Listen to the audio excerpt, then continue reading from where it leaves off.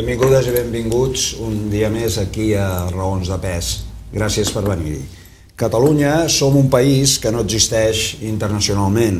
No tenim veu pròpia als organismes internacionals, ja sigui l'ONU, l'OTAN, la UNESCO o la Unió Europea. Només hi som presents de retruc com un simple apèndix del que és l'estat espanyol. La nostra veu, doncs, no pot tenir cap mena de ressò internacional perquè sempre es veu esmorteïda o silenciada per la mordassa que representa Espanya pels nostres interessos nacionals, lingüístics i culturals, econòmics i socials.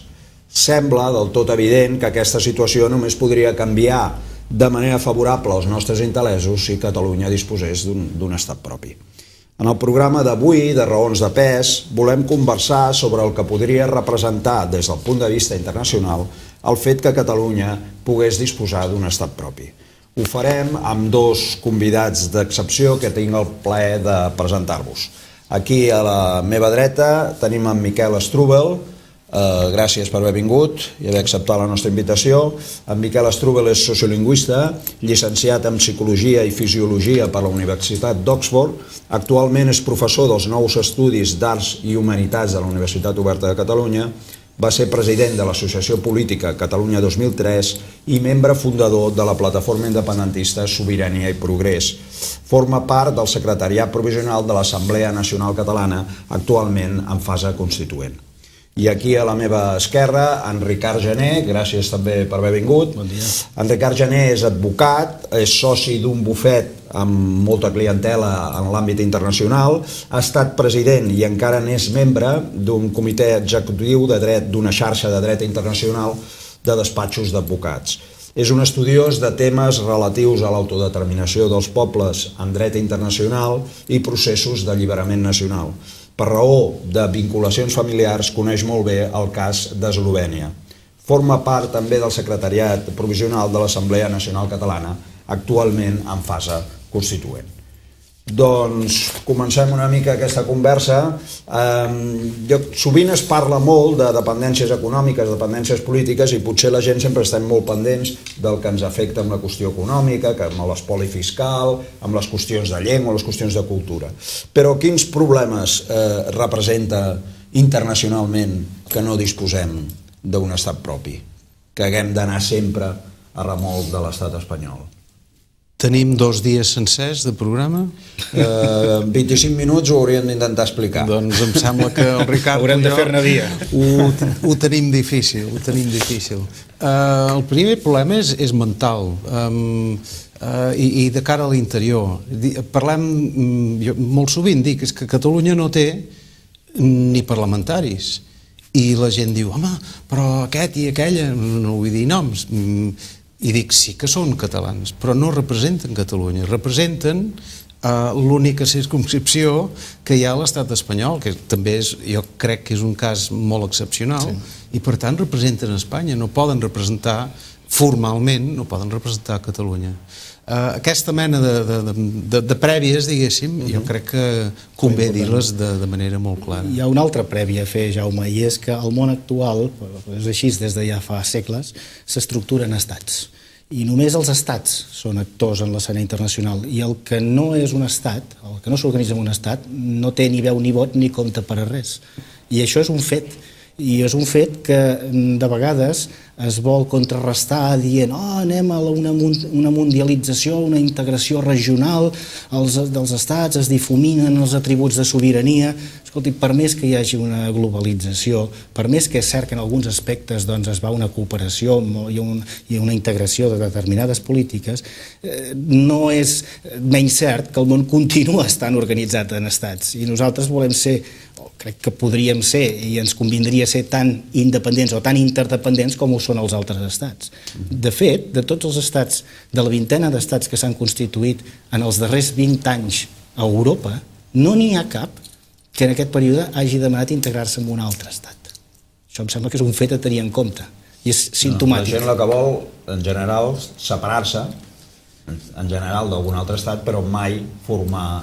És que la gent el que vol és cooperar, integrar-se en estructures on pot tenir veu i vot, però no integrar-se en estructures on està subordinat, que és el nostre cas.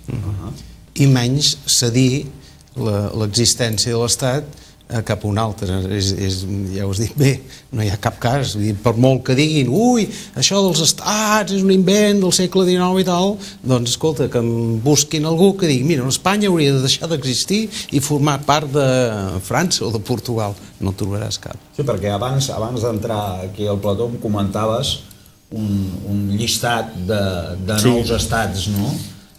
Al món.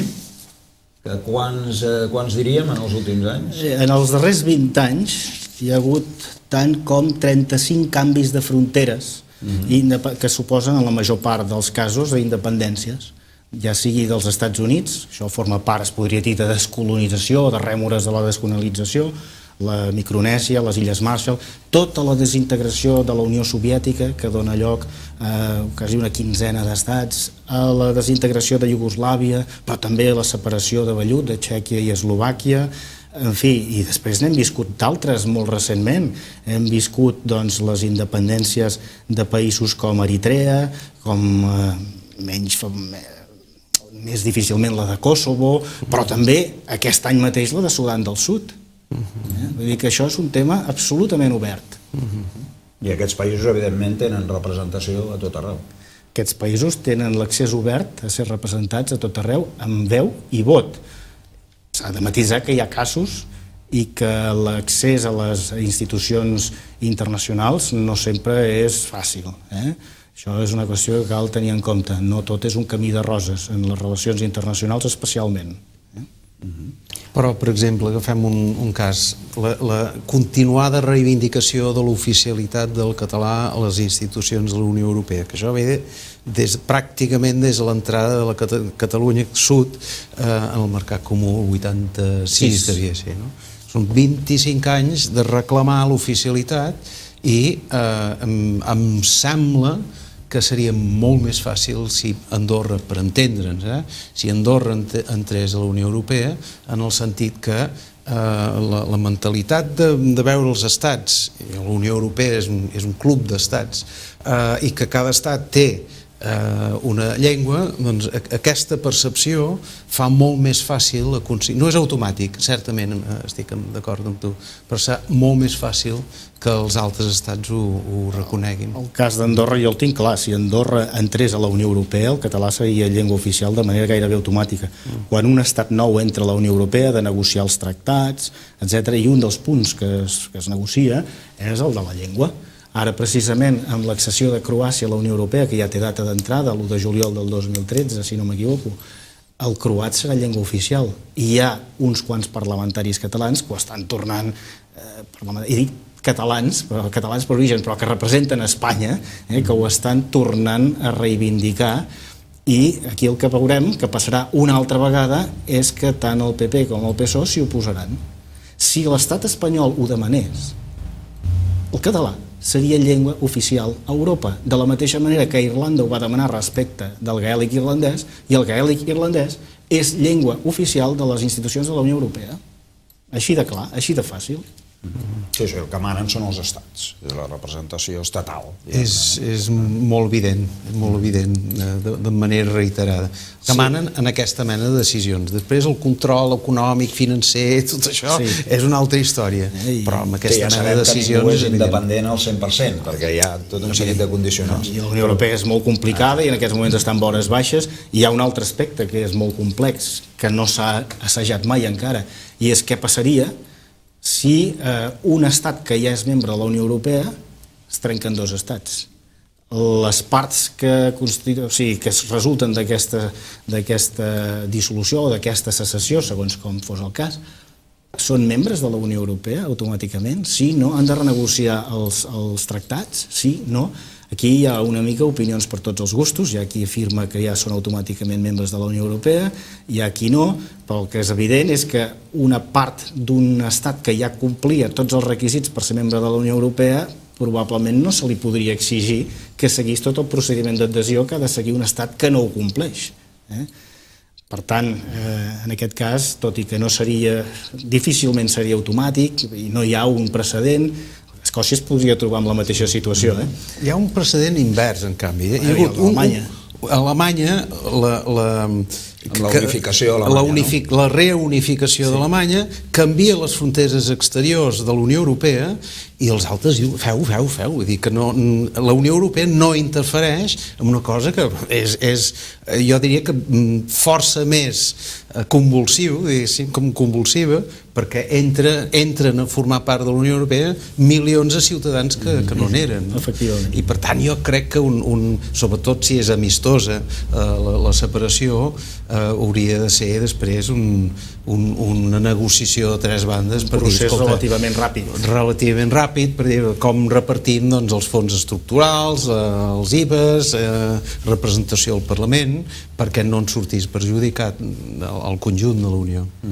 Si parlem una mica d'això d'avantatges, jo tinc aquí alguns punts anotats que podríem anar comentant si creieu que realment això milloraria, diguem-ne, amb la qüestió de l'Estat. Per exemple, tenir una política pròpia d'aliances, és a dir, partim de la base que sí que volem estar a la Unió Europea, o no ho sé, partim de la base que volem estar a l'OTAN o no, tot això es podria diguem-ne, renegociar de nou amb un estat independent, és evident mantenir-ho o renegociar-ho, diguem-ne. Que els estats hi són per prendre o desprendre aquesta mena de decisions i per tant és obvi que sí. I el cas de la Unió Europea segurament és més complex.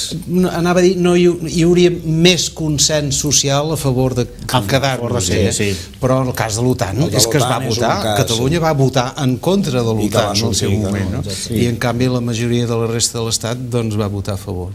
Passa que aquell vot també hi va incidir altres qüestions, ara no toca parlar-ne. Evident. Però, de fet, un estat independent, si vol ser realment amb totes les conseqüències, ha de definir quina és la seva política de defensa, per exemple.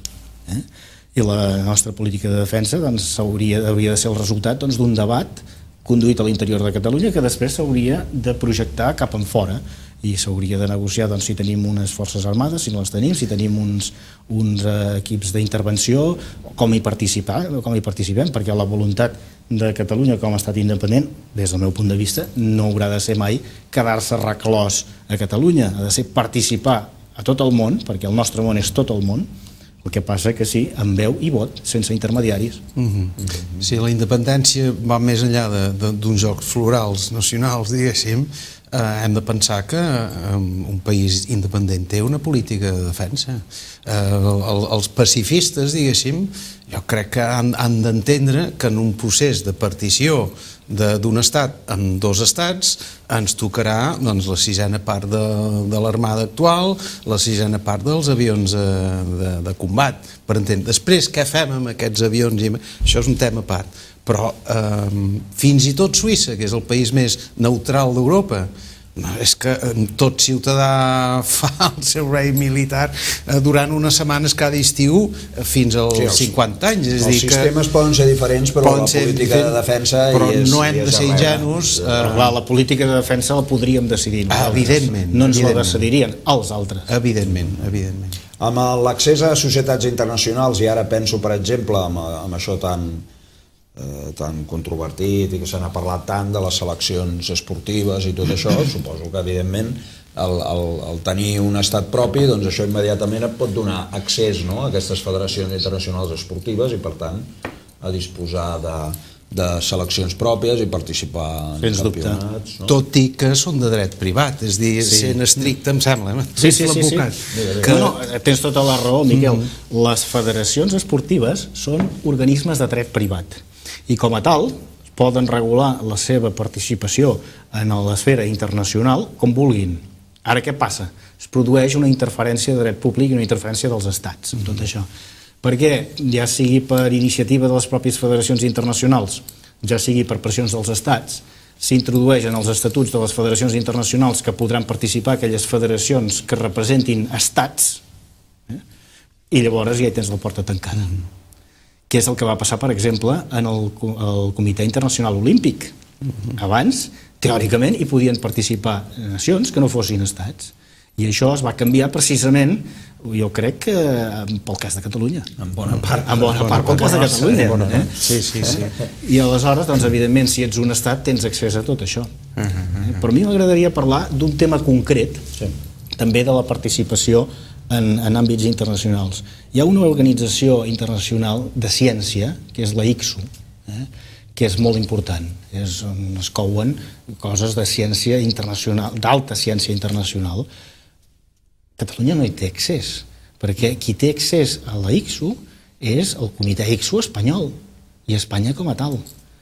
Hi ha inclús la llei de ciència d'Espanya, el que preveu és el comitè ICSU del Ministeri, que s'ocupa dels temes de ciència d'Espanya. Per tant, ni que volguéssim, Catalunya no hi pot participar. I si presentés la candidatura, no tinc cap mena de dubte que Espanya la vetaria i no la permetria. Què passa? Que els països... Per què no ens deixen entrar? Alguns diuen, perquè els països, els estats, en definitiva, ja tenen prou problemes a casa com per haver-se d'ocupar dels problemes dels catalans. Entens?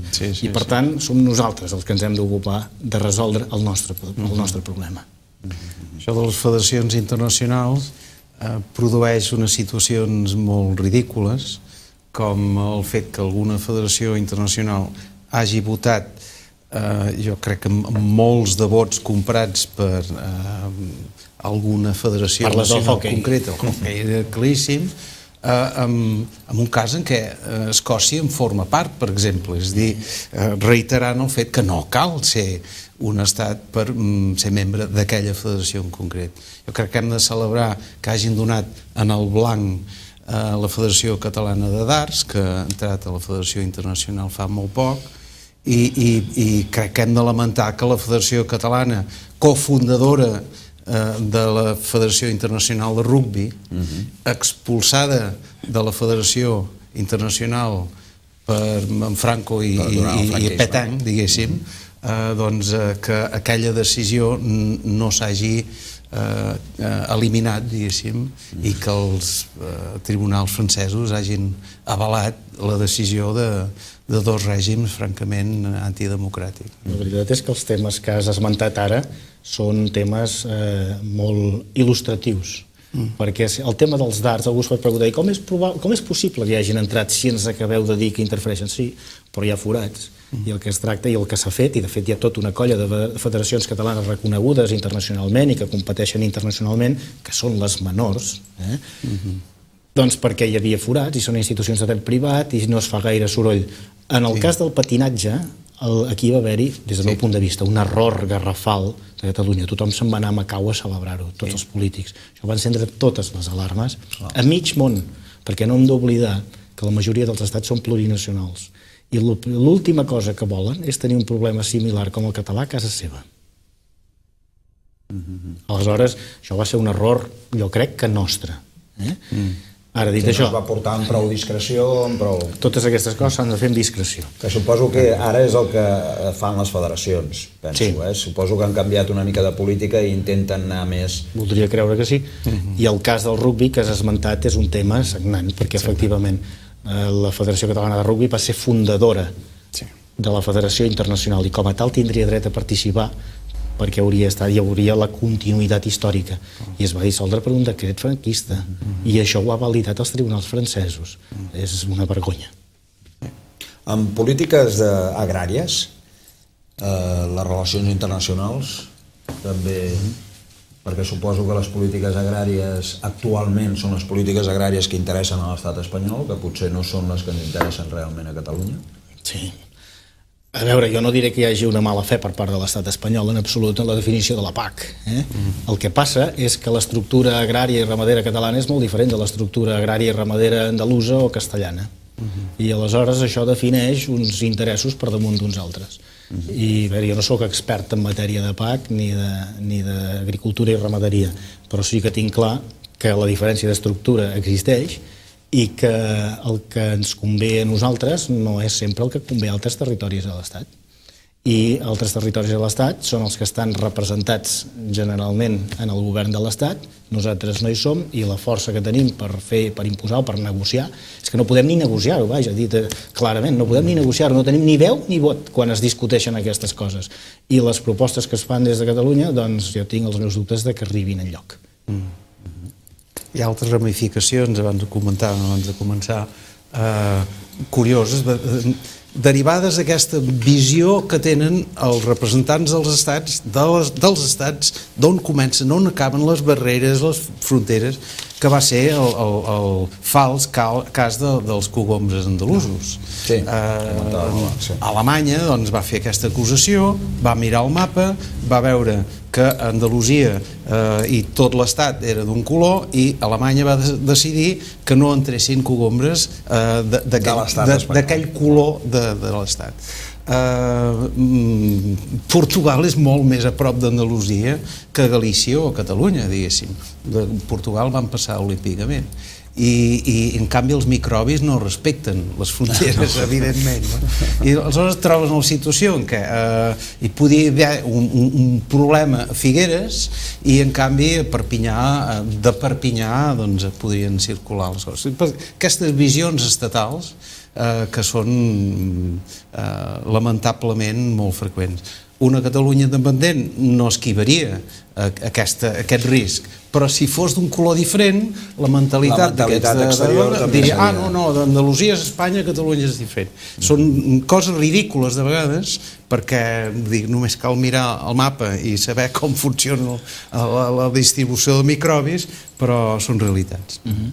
Penso, per exemple, en la qüestió dels aeroports i dels vols internacionals i així, això també segurament seria possible que millorés, és a dir, ara una mica el centre internacional de vols és Madrid, vull dir, aquí tenim poca cosa, moltes vegades per fer segons què has d'agafar un avió a Madrid i d'allà cap a un altre lloc.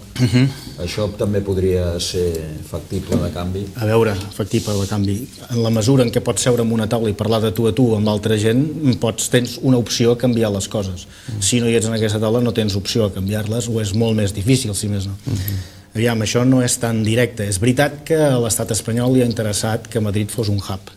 És a dir, que es concentrés a Madrid com a centre neuràlgic d'intercanvi de vols cap a Sud-amèrica i per repartir-los a la resta d'Europa i que tota la península convergís en allà per alimentar aquest hub.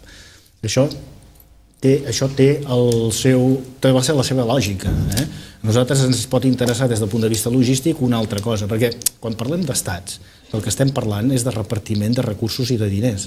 I nosaltres el que volem és tenir veu i vot sobre els nostres recursos. I això és molt important. De tota manera, abans que hàgim de deixar aquests temes, perquè ningú no s'imagini que tot això són flors i violes, m'agradaria fer un apunt sobre un tema que no m'has preguntat, Jaume, però que és molt important i no voldria deixar passar l'ocasió. La dificultat de com s'arriba a la independència, sens dubte, existeix. Però l'endemà també té una dificultat molt gran, que és la de la gestió del reconeixement internacional de la independència. Perquè siguis un estat, els altres t'han de reconèixer que ho ets. I això és un procés que s'ha de començar a treballar des d'abans, generant complicitats, fent-te conèixer, explicant quines són les teves raons legítimes, etc. Però, en fi, hi té el seu recorregut, no és fàcil, no és fàcil. Necessitaríem, com deia el Miquel abans, necessitaríem uns quants programes per poder entrar en aquests temes que de totes maneres són bastant més tècnics i potser una miqueta més àrids. Sí, de fet, un aspecte és, diguem-ne, l'aspecte interior, és dir, com crear aquesta majoria social per arribar a que el poble demani aquesta independència, però un altre, esclar, d'això no en traiem res si França, Alemanya, Estats Units o aquests països no ens reconeixen. En el mig i llarg termini, la veritat és que els estats acaben reconeixent les realitats. I si ets un estat, doncs et reconeixen. Així com va passar amb Iugoslàvia o amb Eslovènia o Croàcia, es va acabar reconeixent el que era la realitat. El que passa és que a l'interín hi ha un període d'interinatge i alguns estats ho pateixen i alguns altres no s'han reconegut mai. Perquè tenen algun pecat original a la seva Constitució, com l'ús de la força, o que tenen un tutor que els ha forçat, etc. O, per exemple, el cas de Kosovo té els seus problemes, no? El cas de Kosovo té grans problemes perquè no està reconegut, entre altres, per grans potències democràtiques com ara la Xina, Rússia o Espanya. No sé per què Espanya no reconeix Kosovo, però... No, perquè no constitueix cap precedent per a Espanya. Diuen. podem pensar que ells sí que creuen que constitueix un precedent, perquè estic d'acord amb No, tu. perquè és una declaració unilateral d'independència. Sí, però després d'una llarguíssima negociació on una de les parts es nega a negociar. D'un llarguíssim intent de negociació, diguem-ho millor dit així. Ens podria passar a nosaltres, això? Ens podria passar, però no crec que ens passés. A veure, no hi ha dos casos iguals, això també s'ha de dir. Jo no crec que ens passés si tal com es comporten les coses anés en un procés on és evident. Nosaltres estem en un context democràtic i això s'ha de tenir en compte també, no? I espero que tot el procés cap a la independència de Catalunya es portarà d'una manera democràtica i pacífica. I que respectarà per aquest fet. És a dir, que el cas de les federacions d'hoquei, diguéssim, no es produirà per part de l'estat espanyol quan arribi el moment, perquè l'estat espanyol té moltes amistats, té molts amics, té recursos i, per tant, podia jugar molt brut. No crec que jugui tan net com voldria. El Canadà crec que no va jugar del tot net quan es va fer l'últim referèndum, per exemple. El Canadà no va jugar net quan es va fer l'últim referèndum, però el seu Tribunal Suprem, que fa funcions de Tribunal Constitucional, va jugar bastant més net que el Tribunal Constitucional espanyol. Evidentment. El cas d'Escòcia ens podrà, en certa manera, ajudar, diguem-ne, aquest procés que sembla ja imparable cap a la independència d'Escòcia. 2015, em sembla, que plantegen, no? Cada any que passa, la gent es pensa que el mapa que veuen sempre ha estat així. Vull dir que és ridícul. Sí, és això que comentàvem d'aquests 30 mirem el mapa de l'any 45 o de l'any 18 amb avui, realment d'Europa s'ha transformat del tot. Però la gent es va acostumant de seguida en el nou mapa. Un canvi com Escòcia jo crec que facilitaria la interiorització del reconeixement de la independència de Catalunya. El cas escocès, l'avantatge que pot tenir és que la Gran Bretanya, tot i que tampoc ho posarà fàcil, Anglaterra concretament, no és tan barruera. I en qualsevol cas té una tradició democràtica superior. Aleshores, en paral·lel, doncs, si se celebra un referèndum d'autodeterminació a Escòcia, es fa més difícil dir que a Espanya no es pot celebrar un referèndum d'autodeterminació. Jo crec que aquest és el valor que té el cas escocès per nosaltres. Per altra banda, jo tinc alguns dubtes sobre la viabilitat del cas escocès per la voluntat dels mateixos escocesos. Creu que el mateix ciutadans escocesos, referències? Jo he parlat amb escocesos i evidentment hi ha de tots colors, però jo no els veig tan decidits com de vegades es diu per aquí. El temps ho dirà. I també depèn de si el referèndum es formula en tot o res, diguéssim, situació actual o independència. Jo he llegit en alguna banda que voldrien encara introduir una tercera pregunta i jo crec que això emmerdaria molt el resultat i la interpretació dels resultats. Això no seria una pregunta clara. Evidentment. Els referèndums, hi ha uns estàndards internacionals sobre referèndums, perquè siguin avaluats com a vàlids. I s'exigeix, perquè un referèndum sigui vàlid, que la pregunta sigui clara. I una pregunta en la qual preguntes peres i pomes, és a dir, vostè vol ser independent, mig independent, independent però no tant, o independent... Això no és una pregunta clara. És una mica com aquella de l'OTAN, no? OTAN d'entrada no, i de sortida sí... Això era la propaganda electoral, perquè es votava sí o no. La pregunta clara és sí o no. Sí o no, que pugui respondre taxativament. Evidentment.